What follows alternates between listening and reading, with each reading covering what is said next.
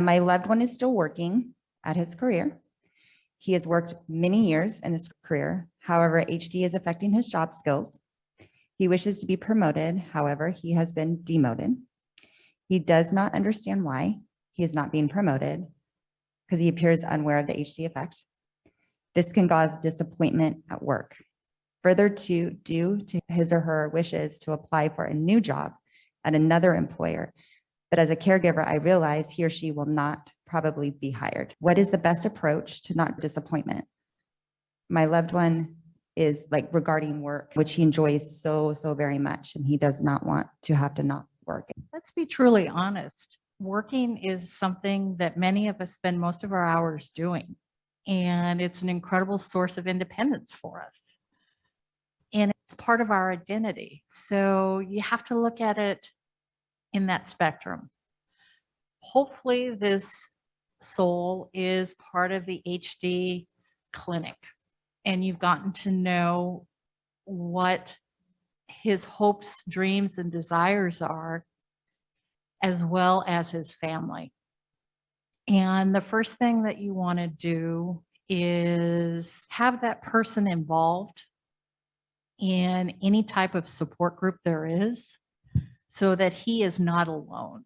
So that there's this is a topic that's brought up a lot among HD families. How long can I work? How long can I successfully work? How can I keep my heart and my soul in what I do? And then when's the right time to think about either slowing down or taking a different position? So be in the support groups, be in the happy hours, whatever your institution has. That's the first thing. And then two, talk about it within the clinic setting.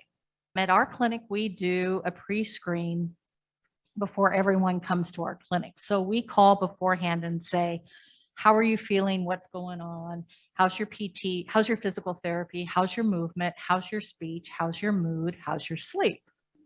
So tell your caseworker, social worker, clinical coordinator, what's going on beforehand. And as a care team, we can work together beforehand and say, this is a very sensitive topic. And so together, the neurologist, the social worker, and the care team that's going to see that patient will bring this subject up in a very gentle, organic way that says, hey, are you noticing that it's a little harder to do those computations if you're an accountant? If you're a mechanic, are you starting to drop those tools? Are those finite movements getting a little more difficult? And normalize that event as just part of what it is, what's happening. And then we social workers lean on our neurologists and say, is this something that can be dealt with medication? Is it something that can be dealt with occupational therapy? Or is it time to look at something that's less cognitively difficult? Is there a position that you're going to feel more comfortable with over the long run, be less stressed out, and more importantly, be able to enjoy your family? And if that's the case, maybe that's the journey that we go down. But never ever forget that the challenges that are happening because of HD, not because of this individual that you're working with. And then maybe start to say, okay, so if you want to work for the next 5 years, super way cool.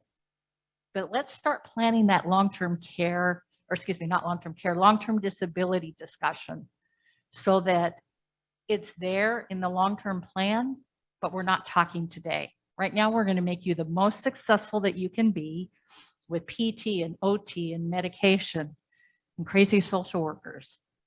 But down the road, we might need to work something a little bit different. So I'll take the physician side, obviously. So most of my patients that I see do recognize when they're starting to have difficulty with work. They realize it. They come to me and they ask for help. And I think getting social work involved, getting our therapists involved, talking about occupational therapy, it's not for work, but for skills that they need to do, And importantly, really getting neuropsychology involved is really critical for cognitive issues. And I lean on our neuropsychologists heavily. Two areas that I just wanted to point out that cause problems actually. One is the employer. If the employer doesn't understand HD. I had one case where the employer kind of knew about it and they took advantage of it. And that was really bad. They told the patient they had HD and they noticed it. So there sometimes can be bad consequences, and there is that stigma, and that's very unfortunate and just the wrong thing in my opinion. But the other thing really is educating employers to help understand what's going on with their employer, and that's really up to the patients, basically your decision, because we can't talk to an employer directly unless you say it's okay.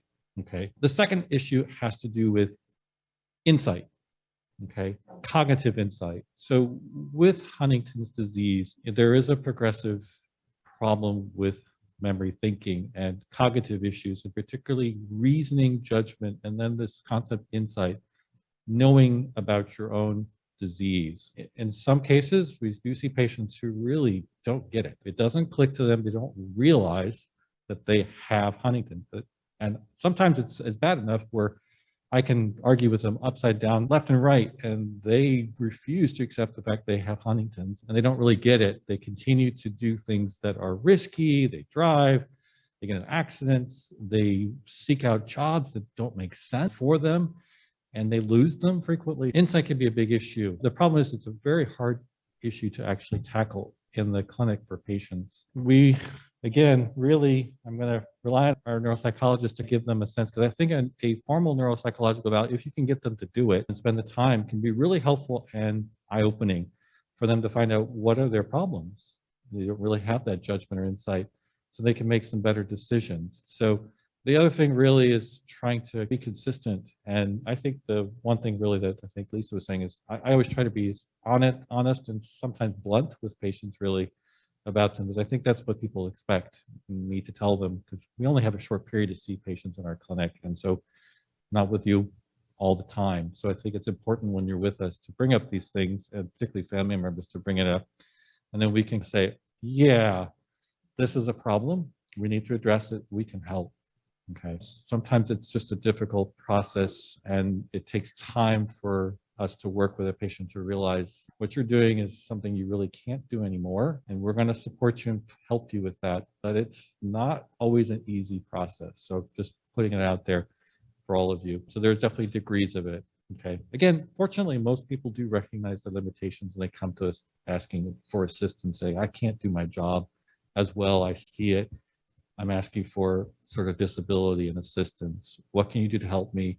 And I do think, again, the neuropsych part actually helps, because that we can go back to disability at some point, saying there's a cognitive issue that's limiting the ability. It's not always physical that's causing the problem. It's often the cognitive issues that are much more disabling than the physical, like the career or the other issues. Yeah, that's an excellent question.